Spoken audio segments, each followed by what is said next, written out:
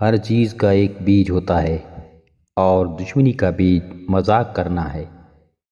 اگر رزق عقل و دانش سے ملتا تو جانور اور بیوقوف زندہ ہی نہیں رہتے۔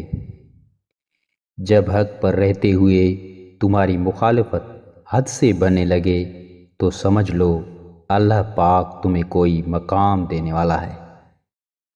دوسروں کے محلوں میں غلامی کرنے سے بہتر ہے کہ انسان اپنی جھونپڑی میں حکومت کرے۔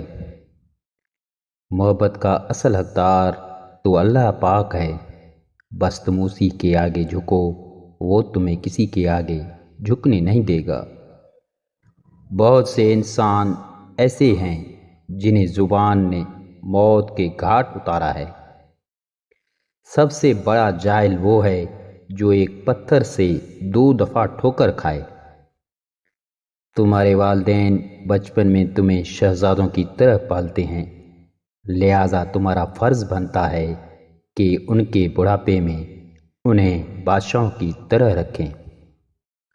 اگر تمہیں کوئی صرف اپنی ضرورت کے وقت یاد کرتا ہے تو پریشان مت ہو، بلکہ فخر کرنا کہ اسے اندھیروں میں روشنی کی ضرورت ہے اور وہ تم ہو۔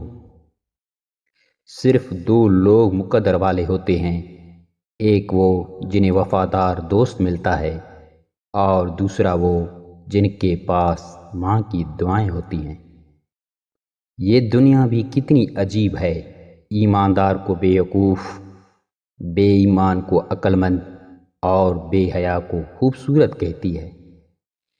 پریشان نہ ہوا کرو، اللہ پاک نے تمہارا مستقبل تمہاری سوچ سے بہتر لکھا ہوا ہے، کیونکہ جو مقدر لکھنے والی ذات ہے اس کے پاس مقدر بدلنے کا بھی اختیار ہے۔ دکھ میں کبھی بھی پچھتاوے کے آنسو نہ بہاؤ، کیونکہ تم وہ خوش نصیب ہو جس کو اللہ پاک نے آزمائش کے قابل سمجھا ہے۔ تمہارا ایک رب ہے، پھر بھی تم اسے یاد نہیں کرتے، لیکن اس کے کتنے بندے ہیں، پھر بھی وہ تمہیں یاد کرتا ہے۔ جب آپ کچھ بھی نہ کر سکیں تو اپنی دعاؤں میں اضافہ کر دیں، کیونکہ اللہ پاک کے سوائے کوئی آپ کو کچھ نہیں دے سکتا۔ کسی کا دل اتنا مت دکھاؤ کہ وہ اللہ پاک کے سامنے تمہارا نام لے کر رو پڑے، کیونکہ ٹوٹے ہوئے دل سے نکلتی آہ عرش تک جاتی ہے۔ مجھے مایوس ہونے والے شخص پر تعجب ہوتا ہے جبکہ اس کے پاس استغفار کی قوت موجود ہو۔